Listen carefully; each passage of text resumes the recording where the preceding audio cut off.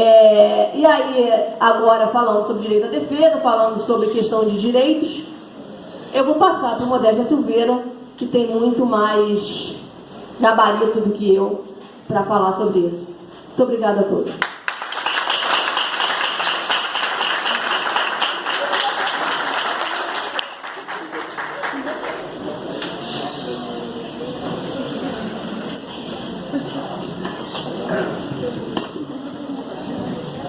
Pessoal, eu tenho um pouco hábito, até de quando lecionei tanto, eu tenho uma mania meio peripatética, isto é, ir caminhando entre meus iguais. Se eu lá puder, eu vou peripatar um pouquinho por aí, tá bom?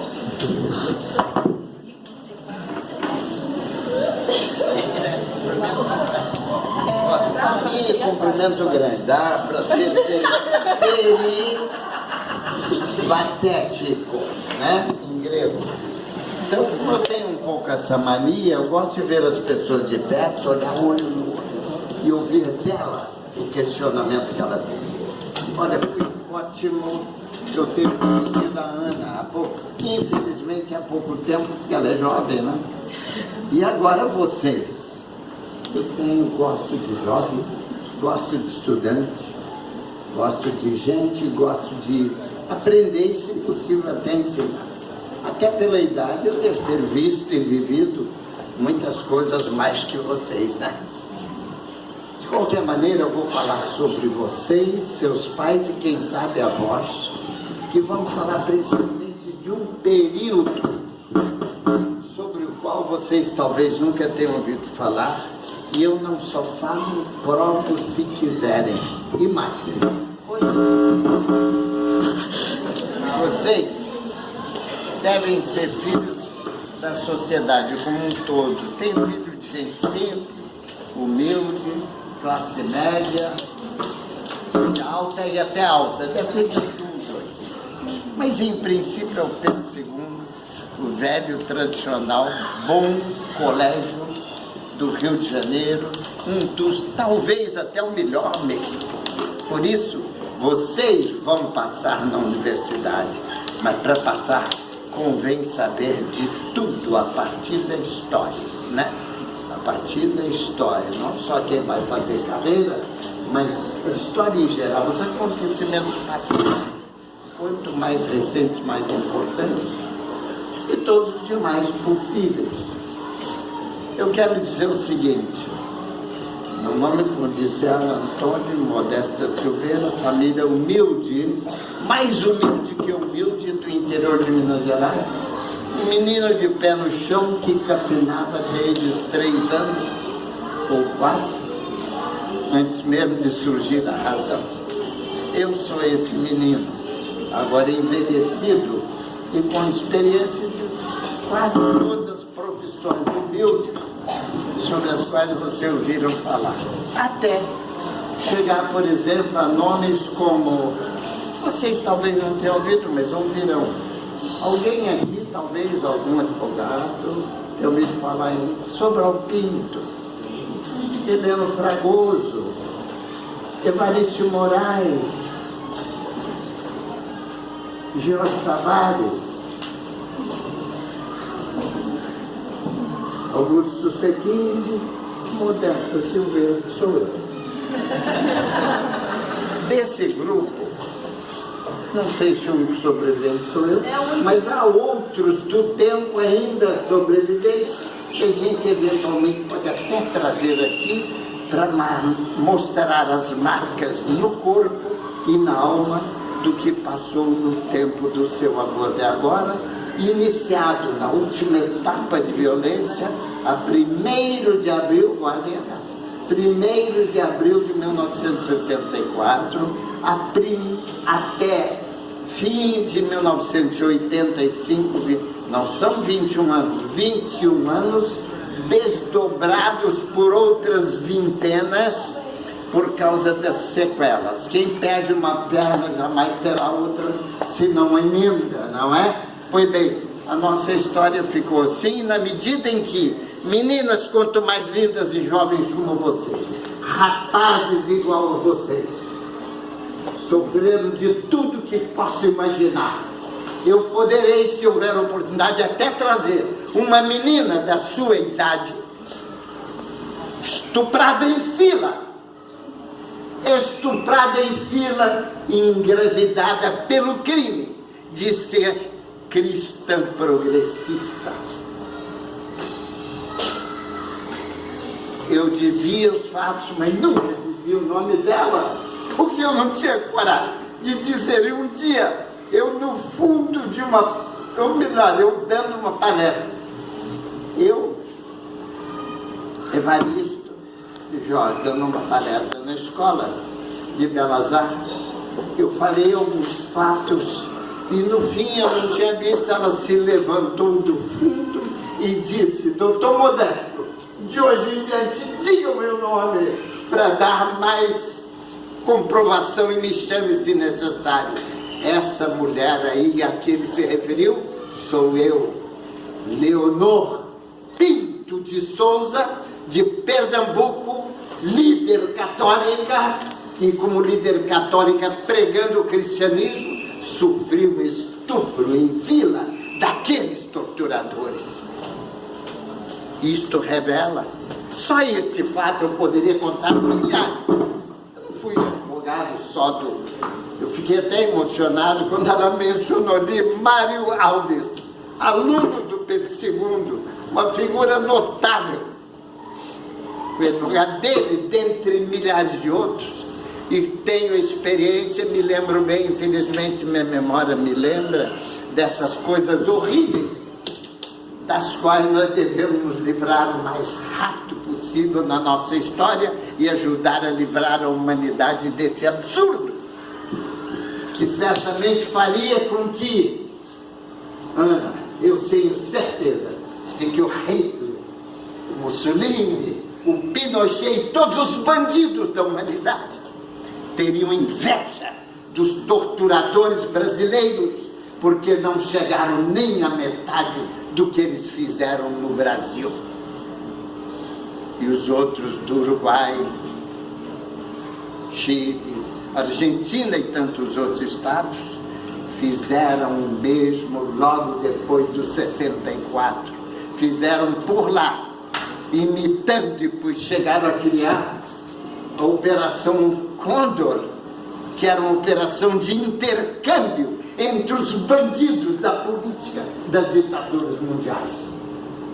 E eu estou dizendo isso, lembrando a vocês, vocês podem ser filhos de tudo, de policiais, de militares, de intelectuais, de religiosos, homens de bem.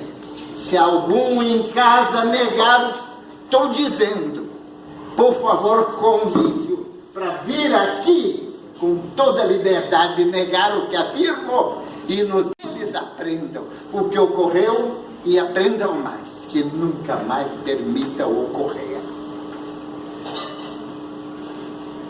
De lembrar daqueles fatos, inclusive Mário Alves, que ele sofreu assassinado aqui, bem perto, no Doicode. Ali, o quartel da Polícia do Exército, aqui perto. Ele foi assassinado ali, uma noite só ele sobreviveu. Chegou a ser meu amigo, meu cliente, ele, a família e milhares de outras pessoas que passaram pelo mesmo destino dele. É uma coisa tão difícil que me torna doloroso dizer, mas é uma verdade que tem que ser dita, sobretudo enquanto há sobreviventes do período.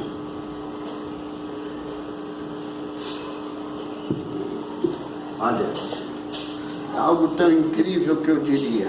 O Hitler e todos os seus assassinos e torturadores ficariam mortos de inveja de saber que o Brasil superou Hitler, superou todos aqueles períodos horrorosos das ditaduras do século.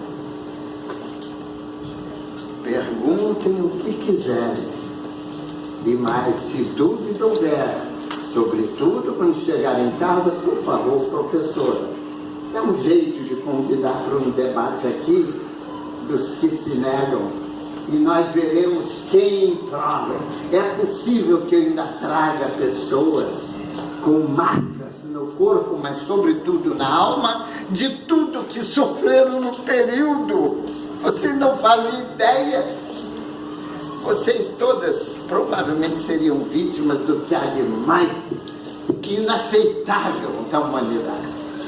Vocês jovens também sofriam a mesma coisa, alguns e algumas tinham vergonha de dizer e nem diziam, outras não diziam, que é para nos dar os elementos de defesa e de acusação.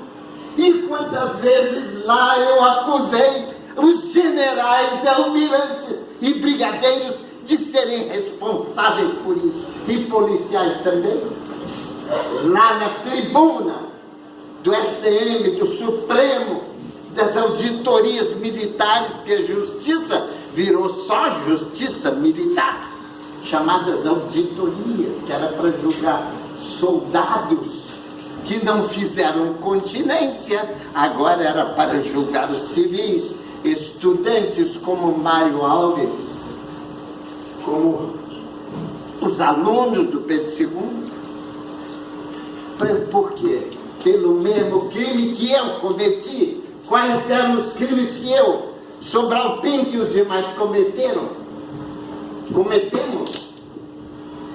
crime de defender os direitos humanos e lembrar de deveres humanos de cada um. Esse era o grande crime, defender os direitos humanos. Era o crime que nós cometemos. Eu cometi esse crime e continuarei cometendo até o último dia da minha vida. Defesa dos direitos humanos e alertando sobre os deveres humanos de cada um, porque a cada direito seu. Esquece o seu nome. Maria? Mariana. Mariana. Seu direito corresponde ao seu dever de respeitar o do outro na mesma proporção, no mesmo limite, a mesma liberdade. Tenham aqui, tenham em toda parte, cobrem se quiser. Se alguém negar, estou aqui disposto a subir aqui para troca de acusações e defesa. Pois bem, olha, me alerta, ou pelo menos corta o meu tempo, prevenindo minutinhos antes. Já são tantas histórias durante tanto tempo. São 11h30, nós temos até meio-dia. São 11h30, nós temos até meio-dia. Eu queria depois abrir um pouquinho para então mais uns minutos. Mais um minutinho, moleque. Eu vou fazer então o seguinte. Posso contar algumas coisinhas, depois vocês cobrem o que ficar sobrando, faltando, e a gente aí, na resposta, vai dizendo. Tá bem assim? Vou procurar então encurtar. Vocês não podem fazer a ideia. Quando veem num filme, leem num livro, ouve alguém falar tudo de maldade que a humanidade fez, sobretudo as políticas das ditaduras em qualquer parte do mundo que abusa porque não tem lei. Eu creio que em muitos daqueles aspectos, na maioria deles, o Brasil superou. Em poucos outros, o Chile superou.